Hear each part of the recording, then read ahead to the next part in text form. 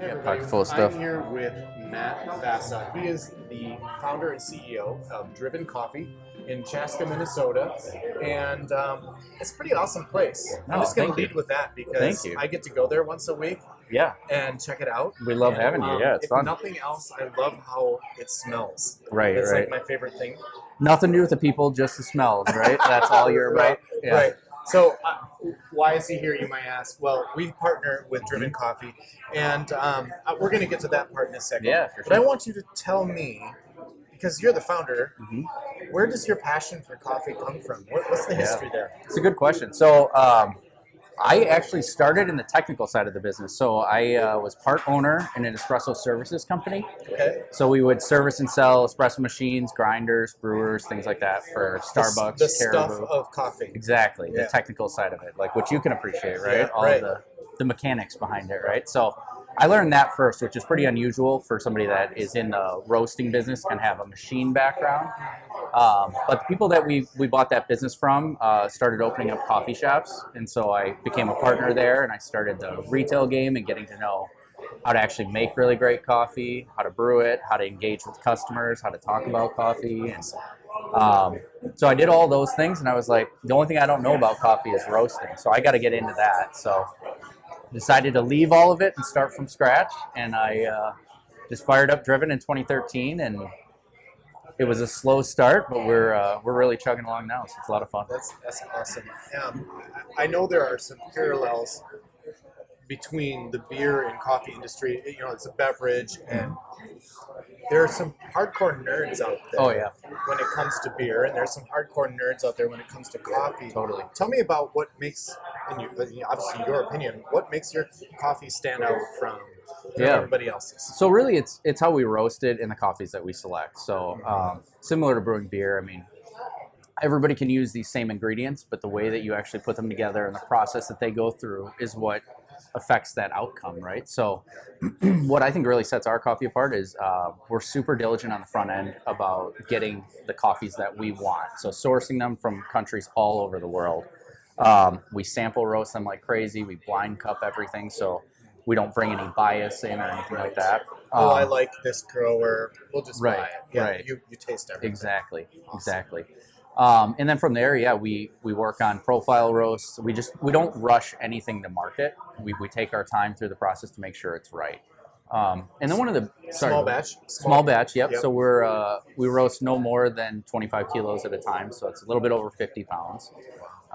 So super small batch still.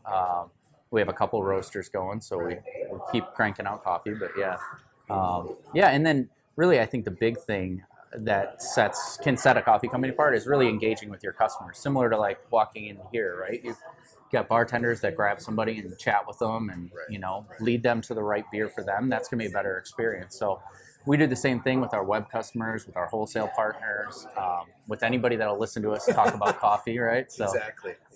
it's a lot of fun. Cool. Tell me more about Driven's mission in the coffee world. What are you out to go after here? Yeah, so our main goal is to help people experience better coffee. That's kind of our tagline that we use. So what that means is meeting people where they're at. So I mean, when we meet a customer, it's like, well, I've been drinking Folgers for years. I love it. Right. It's like, cool, that's okay. Like if you love that, we can kind of work with you there and get a starting point and kind of introduce you to some better coffees in a non-pretentious, non-threatening way. I mean, you walk into some really great shops and there can be some of that attitude that comes along with it. I mean, that's just not us. We're going to meet you where you're at. And then from there too, I mean, we'll take people that are coffee experts, professional baristas and roasters and things. We'll sit down and we'll be able to help them, and they'll help us as well. But we'll be able to, shed some light on something that they didn't know about. Do you have a product that you would just toss out there as an intro coffee to someone who's experiencing craft coffee roasting for the first time? Yeah, I would start with our Minneapolis Mud. So it's a blend. It's got Peru, Sumatra, and Guatemalan coffees in it. And it's a little bit past medium roast. So a lot of people that are newer to craft coffee are used to drinking really dark coffees. So we call this kind of a gateway coffee. Sure. So it's like a medium to medium dark.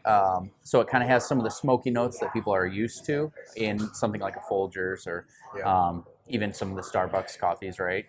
But it has a lot more of the actual coffee flavors from origin. So we always say coffee's kind of like a steak. If you cook it, if you roast it past medium or you cook a steak past medium, you're really tasting the char on the steak rather than the actual meat, right? So same thing with coffee. If you keep it medium or less, you're tasting more of that origin. So we're kind of trying to sort of achieve a middle ground there between like a real dark roasted coffee that's just pure carbon that you're tasting, right? And that's the first thing that extracts too. So it's easy to keep it consistent and brew it that way. You just taught me something. I'm a coffee drinker. I am a I bought a bird grinder and I do pour over every morning. Awesome. That's how I start my day. Yep. And you just taught me that I need to taste more of the bean than the roast. Yeah, that's totally. awesome. That's awesome. What about for the coffee connoisseurs out there? What do you have? Yeah, so we bring in a lot of like micro lot single origin coffee. So that just means basically super small production run for like a small farm at origin. So those cycle a lot. We just finished a really great Costa Rican coffee. We called it Finca Camacho. We have a Peru Centro Caf coffee right now, which is really great. New shipments are landing shortly, so now we're in the sample roasting process for all these coffees. So we're going through that. We'll have more of those coming up on our website for sure. That's cool. Yeah. So where can people find your coffee? Yeah. Because you don't have a storefront. Right. So yeah. What do we do if we want your coffee? Yeah, for consumers at home, I mean, e-commerce is the best way to do it. So just at our website at drivencoffee.com. So we offer free shipping on our website. So for all orders. So you order one bag, you want to try it out, up to you want a subscription that comes every week, we've got that for you. Cool. Additionally, locally, we've got some grocery stores. We're in like Whole Foods and some of the smaller co-ops and just little independent grocers and things like that. Yeah. I know you have a big account with Shields. Yeah. So if you're a Shields customer, you can always. Oh yeah, definitely get our coffee there for sure. Awesome. Yeah. That's awesome. We've got 28 cafes with them across the country, so it's a lot of fun to meet people there and just kind of talk about our products. A lot of people have had our coffee but didn't know it or didn't know. Right. That's kind of the fun part of it. Yeah, for sure. We're excited at the Brewhall because we've been partners for how long now? I don't even know. I was thinking about that. I mean, it's been 3 3 years at least, I would say. Yeah. And if you're watching this, Ben's on the side. He's just off camera. He's telling me how long we worked together. So about 3 years, And so we have some of your coffee cold brewed here and on a nitro tap. Yep. But in addition to having it on tap, and by the way, if you come to the Brewhall and you want coffee in your beer, we'll do that. And no limits. Like it's common to put that coffee in a darker beer. But honestly, some people love pulling Loki's Daughter. I think Crosscheck could probably be another great option. It's a light beer, but you add that taste of coffee. It obviously changes the color, but it adds another layer of flavor to that beer. It's really fantastic. Yeah, we've tried it with a ton of them. It's so much fun to just kind of sample them and go through them all.